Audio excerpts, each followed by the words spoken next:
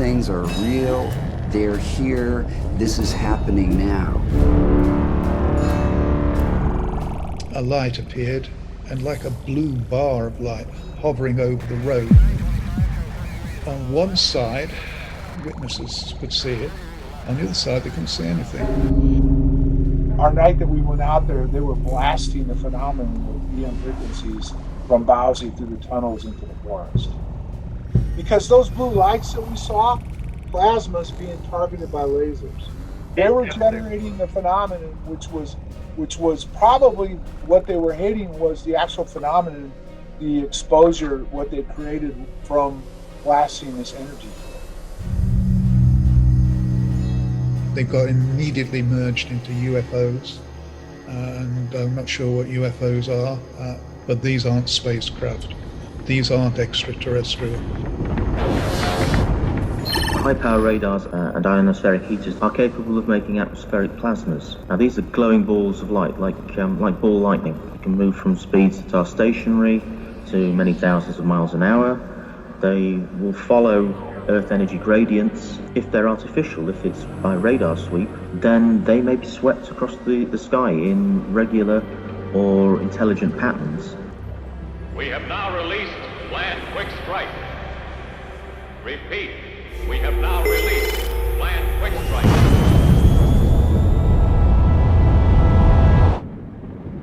Welcome back to the weaponization of UAP. Today, part 2 of our Condign Report series. With James Worrow, our science researcher, US Air Force John Burroughs, who actually encountered the highly strange at Rendlesham Forest, and myself, Professor Simon, the filmmaker. Tonight we expose a section of the report that reveals the MOD knew all about the Rendlesham Forest incident, and that the United Kingdom's Ministry of Defence had a full report into the fact that US Air Force personnel were injured. Over the history of UAP, it appears that people have actually been injured by being too close to phenomenon. James Worrow, what do you know about the history of actual physical injuries to people, especially in the military? Well, a lot of this information obviously comes from the source, which is Dr. Christopher Green himself, one of the originators, one of the 38 papers that were released recently. Green had actually ordered brain scans and specialised blood, DNAs, and doctrine tests to compile results. He had over 100. Well, he still has over 100 active patients. His original hypothesis was that a majority of his patients had been exposed to technology from black programs. This involved advanced state-of-the-art high-energy technologies developed in special access programs. For instance, non-lethal weapons programs, holograms, cloaking devices, drones. Unfortunately, he also goes on to say that 25% of his patients have died within 5 to 7 years of his diagnosis. But he also goes on to say that he has no idea of how any of the programs that he knew about all these years ago could do these types of things. John Burroughs, you were actually injured by an exposure to a military project or a UAP, and there was others. Tell us about what it was like being in the Air Force in the 1980s. How much attention was there to personal protection, and what was going on? At the time, not only for us, but all personnel, working on radars and different technology, there was very little attention given to the personal protection and safety of these individuals, because I have met some people since I went public that have had issues with their health, including a radar operator that said his entire crew died but him, and he was in remission from cancer. But the interesting thing is that he also said his entire crew had some of the same experiences while working on the radar without the proper protection that we described in our encounter. John Burroughs and others were undoubtedly injured in the line of duty, but the United States Department of Defense stonewalled John in his legal battle to get compensation. The release of the UK Condign Report was one key element that broke that wall. The USA could no longer deny the Rendlesham Forest incident had taken place. So today, let's examine what the UK knew occurred at Rendlesham Forest and why the Condign Report was written. The DI-55 report UAPs in the UK Air Defence region was commissioned in 1996 and completed in 2000. It consists of 3 volumes and an executive summary. This became known as the Condign Report, after the code word used by its author that means a severe and well-deserved punishment. For decades, MPs, media and members of the public have been routinely told that no public money had been spent on any study of the thousands of UFO reports the MOD had received in the UK. Yet, in response to a parliamentary question by Norman Baker MP in 2007, the MOD admitted £50,000 had been paid to a defence contractor to produce the Condign Report into UFO sightings. Defence Minister Adam Ingram refused to release the name of the author, but it was later revealed that the UFO report was written by retired DI-55 desk officer Ron Haddo. Haddo was both a scientist and a retired RAF fighter pilot. So James, what do you know about Ron Haddo and his background? Ron Haddo goes into a lot of historical cases of UAPs, or UFOs as the old term used to be. He brings up many cases that are well known, and I also believe the reason he brought up the Rendlesham Forest case was because in regards to the document itself and wanting to possibly use it for information towards creating something towards British technology, British military technology, weaponisation.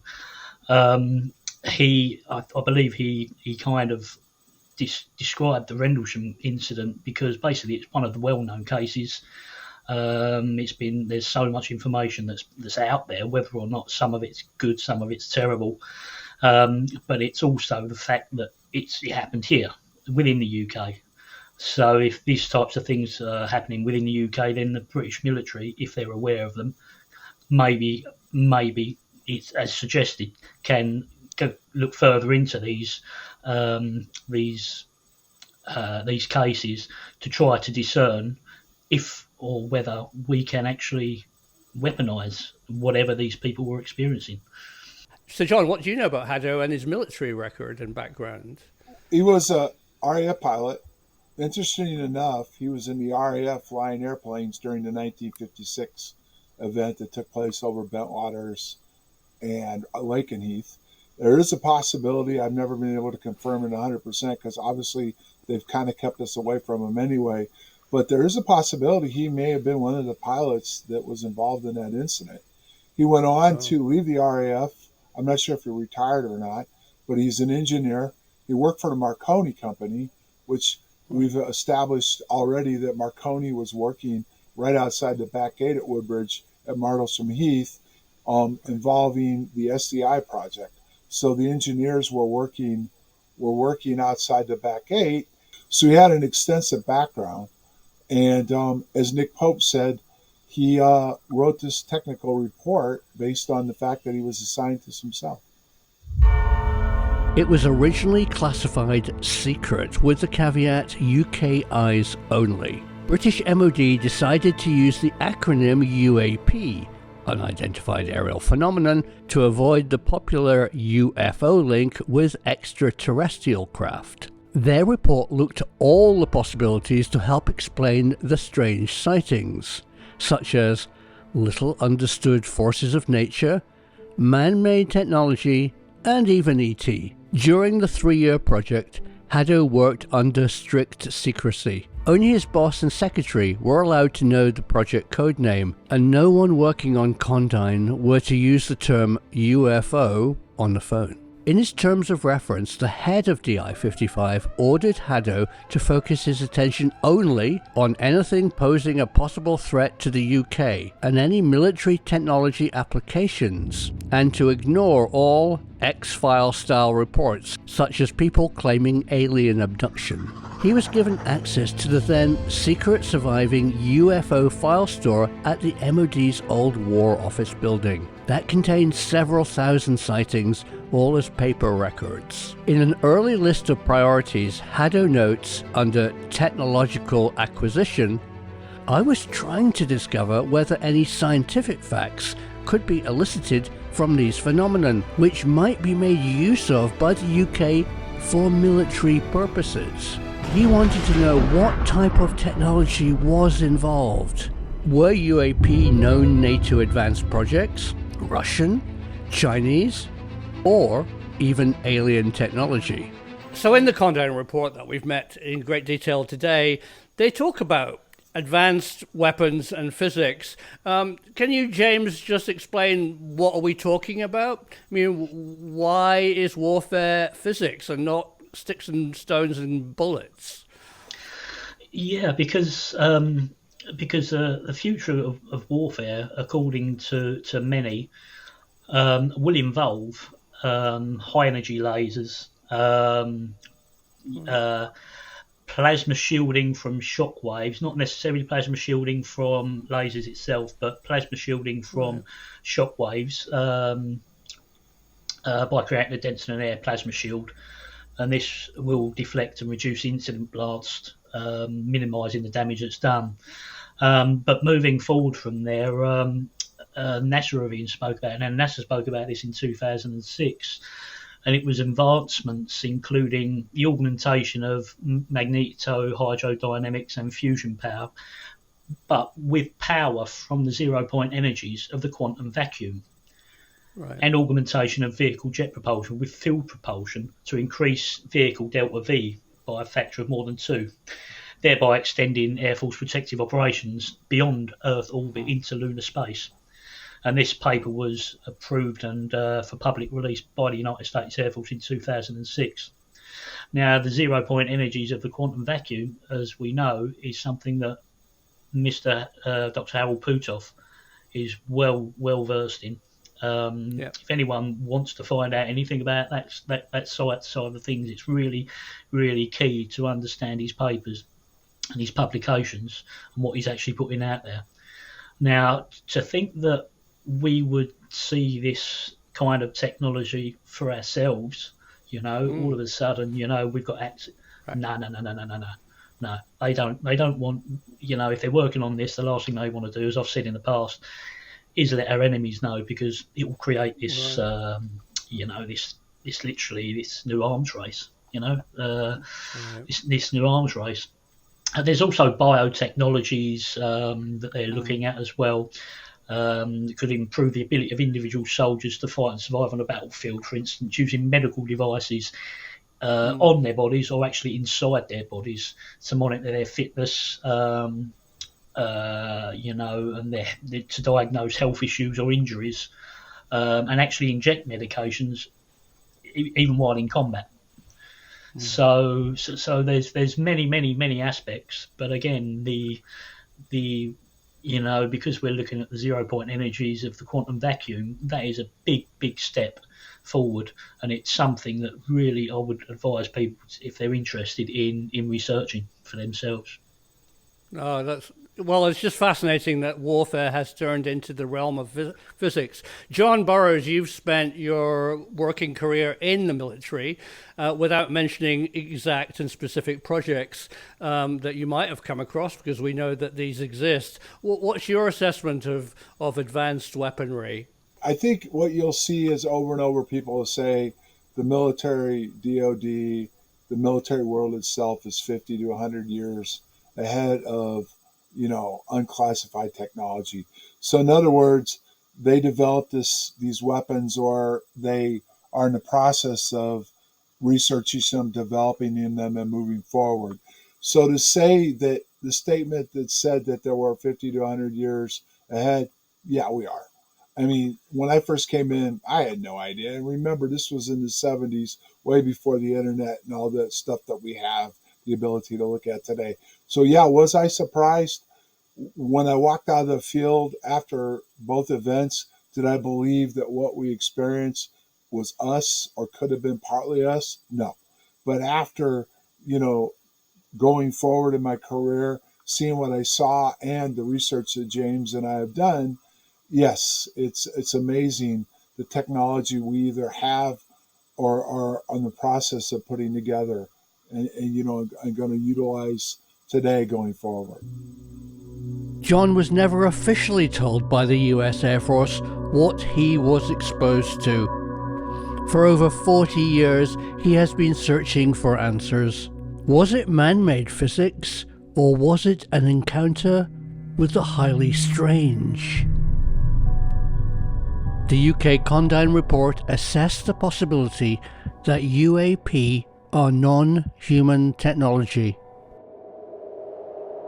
The ET possibility was handled delicately. The Condign Report's author states, extraterrestrial objects, ETOs, are one potential explanation for UAP. He added, being an objective, open-minded scientist, I do not dismiss out of hand the possibility of intelligent life evolving somewhere outside of our own solar system. But the report concluded that there was no hard evidence that visitations have occurred, and if credibility is given to ET, a judgment needs to be made about which government department is best suited to address it. According to the Condign Report, the UK does not have in its possession any unexplained artifacts from UFO crashes, or any reliable photographs of UAP in the MOD's secret archive, apart from top-secret photographs showing military projects. But the report does not rule out that the former Soviet Union might have genuine UFO photographs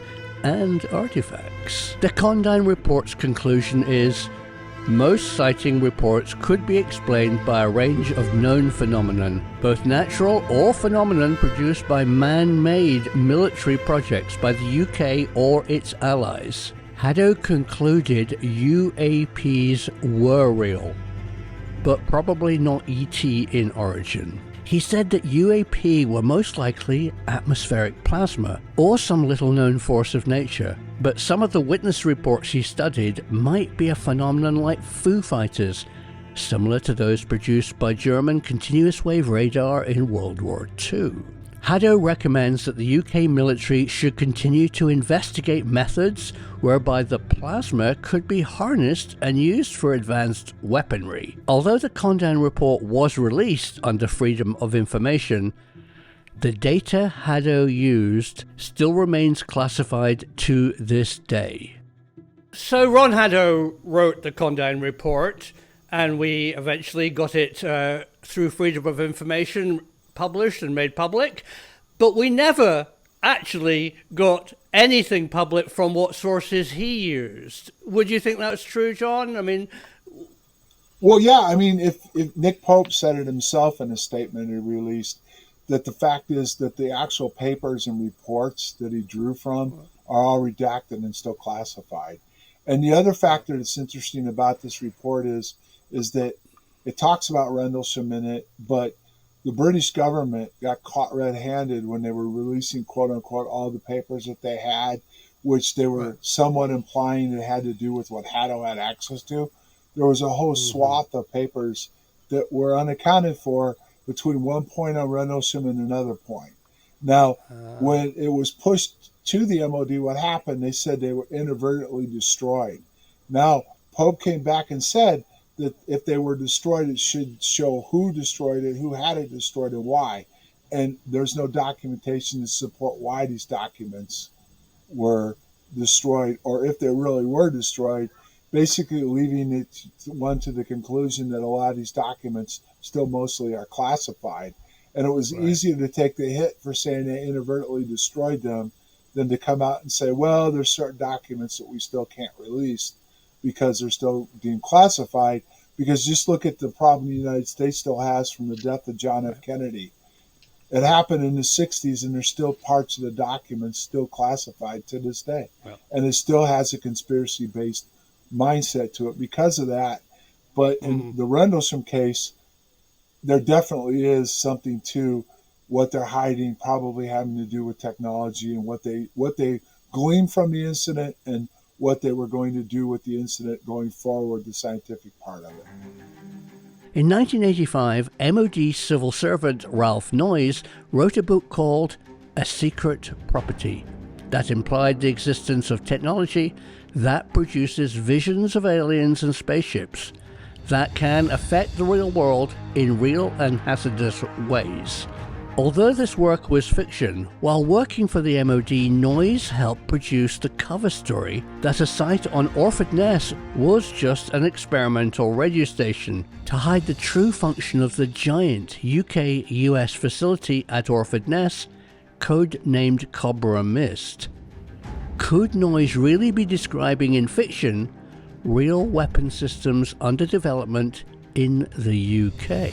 Nick Pope has this to say about the Condign Report. This was a report written by a scientific and technical intelligence specialist, writing for an audience of similar specialists, and the material simply wouldn't be comprehensible to most members of the public. Additionally, several key parts of the report were redacted, as the material is still classified and or sensitive, and many of the supporting papers that led to the final report are similarly redacted or outside the scope of the Freedom of Information Act. While the UFO community might not yet have the smoking gun of a spaceship in a hangar, there is one little-known bombshell quote from the Condign Report's final report section. It stated, "In the Bentwaters and Rendlesham area, several observers were exposed to UAP radiation. This is fascinating. Remember, viewers, what I've just read out is a quote from a secret UK eyes-only internal Ministry of Defence document admitting they know about the Rendlesham Forest incident." Condign Report mentions the incident at Rendlesham, Bentwaters and Woodbridge. Do you think they know more about what actually happened than they actually wrote about in the Condign Report?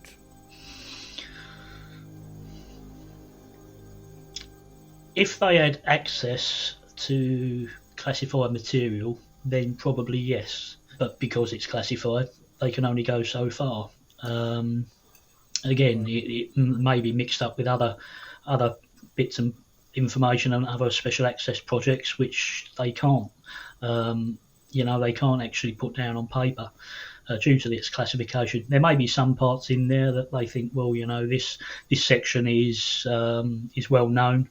It's documented, for instance, frequencies and some of their potential effects. But the overall, like John said, a lot of the stuff in there was and is still classified. So it's hard to say unless we speak to Ron Haddo, which I doubt we ever will. It's difficult to come to a conclusion on that one. John, in the Condign Report, they specifically mention the effects of on humans of non-ionizing radiation and exposure to plasma. I mean, doesn't that show their hand that they actually knew about the effects on humans? Well, this is where this whole thing ties into more than one country. Going forward, as we do this series, I did a FOIA with the MOD, and the question to them was looking for particular documents that they had that would relate to the weaponization that they were working on with UAPs, and I got a very interesting response. What my FOIA showed was they were actively working on weaponizing UAPs, which means they have a whole division inside the government that whatever the British government calls their projects, I don't know. The Americans call it SAPs. What the British government calls it is different. But they clearly have scientists working on this technology and how to utilize it. And you could go one step further. Hal Puthoff's group presented John McCain before he passed committee with 38 papers showing what could be done with UAP technology. So yes, it's being worked on. Yes, both the MOD, the United States, probably the Canadian government, other NATO governments, and the Australians probably are working on all this. and know a lot more about what's taking place. But the interesting thing is what the American government put in an SAP program, it hides it from the overall oversight of Congress to include what I found most interesting was when Harry Reid allocated money to Bigelow to look into this in the first place. Okay, as soon as he got the initial report, his first thoughts were to put all of that into an SAP program.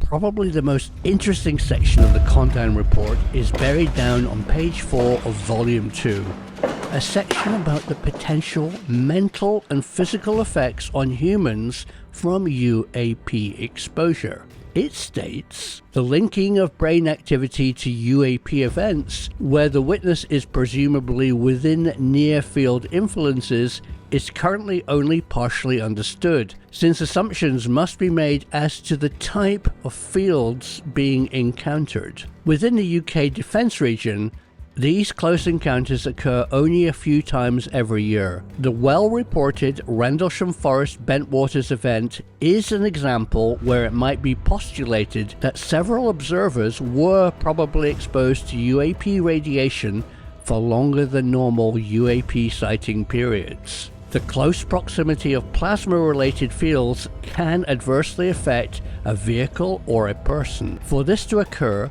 the UAP must be encountered at very close ranges. A probable modulated magnetic, electric, or electromagnetic field appears to emanate from some of the observed buoyant charge masses. The effect on vehicles is well known. What is less known are the effects on humans when in contact with these EM fields. So we've established very much that something really major happened at Rendlesham Forest. There was an exposure that badly injured John and others with exposure to non-ionising radiation. And very much in the Condign Report, Ron Haddo mentions plasma. Now, plasma can be man-made, but it can also be a natural phenomenon or a strange phenomenon. Is there any way, James Worrow, of knowing if non-ionizing radiation or plasma effects are human generated or not? Well, the only way of doing that is by generating a ball of plasma and subjecting someone to it, which is, I wouldn't say would be a very easy thing to do. Where they are with the technology right now isn't very well understood, but how they say, as far as I'm aware, the only way they can actually do it right now, or they have been doing, is by examining previous cases such as John's, such as other people that have been in close contact with this plasma or whatever it may be, whatever the nature of it may be. And from that, because of the injuries and everything that people sustain, this broadband non-ionising electromagnetic radiation that is causing injuries, if they do want to develop some of this stuff, they've got to make sure that they do it in a way whereby they're not harmed in creating it themselves or testing it. Or lose control of it, because think about this, it's natural. So it has, according to the Condign Report, a mind of its own. It's under intelligent control. So the thing would be is, can they control this, the natural plasmas and the phenomenon, or are they going to have to create the same type of phenomena to be able to control it better?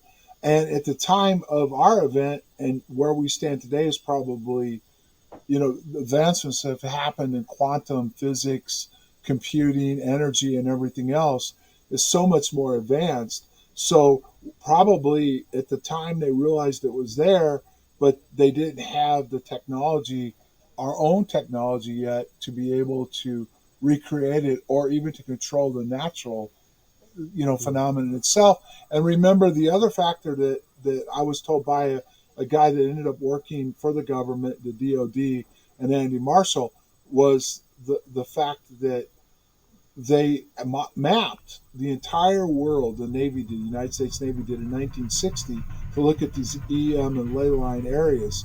So there may be only certain areas where this phenomenon exists and comes in. which some people have said wormholes or whatever, but there may be only certain areas where this phenomenon is. So, are they able to actually, take that phenomenon and move it to a different area or a battlefield? No differently in how our technology, like you talked about in the film you did about Cobra Mist, how they had to downsize it to be able to use it on the battlefield. So Right. are they able to take the natural phenomenon and utilize it in all areas, or are they going to have to find a way to recreate the phenomenon themselves? As we go further into this series, you're going to start to understand that there's a lot of physics and unknowns out there that was started back with Tesla, Marconi, and those individuals that at the time were more theories, but today they are very much moving forward with being able to make applications and actually utilize the very thoughts that Tesla, Marconi, and others were looking at, even in the early 80s, that are now being utilized in today's warfare. And will go forward and will completely revolutionize how wars are fought in the future. Back in 1980, when you were exposed to something, do you think they were just prodding and poking at the phenomenon? We didn't really understand it, but were they evoking it, or did it just appear at the site? Well, the interesting thing is that's what we'll cover next. Because as we close out tonight's episode, we say it's studying the effects on humans, which Kit Green, Eric Davis, Gary Nolan, and others did, and Jacques Vallée, but also the study of the phenomenon. And interesting enough, there is a scientist that had a funded project that was down studying this phenomenon that's talked about in the Condign Report and known to be in the Rendlesham Forest area at the time of our event. So we will we definitely are going to go into that. I think tonight's discussion was absolutely fascinating. I think we've covered a lot more of the Condign Report, but we can't ignore, we don't really know, was it just man-made or was there a phenomenon? So viewers, stay tuned for the next episode where we're really going to look at what John's just hinted at, a science report into Woodbridge, into Suffolk, into Rendlesham Forest area itself, because it appears that there was something there all along. Could the examination on the field effects of humans exposed to UAP confirm the true nature of UAP? The Condign Report officially summarized the observed nature of UAP, which apparently reads as a full understanding of the Rendlesham Forest incident. But that raises a big question. Why did the MOD and the Department of Defense through the US Air Force continue to examine what happened at Rendlesham Forest? To this day, the full nature of John Burroughs' injuries are of great interest to scientists and defense contractors working on UAP-type technology. One possible conclusion is, what occurred in Rendlesham was more than man-made technology. In our next episode, we wonder if the highly strange was weaponized. Press like and subscribe now so you don't miss the next episode of the weaponization of UAP.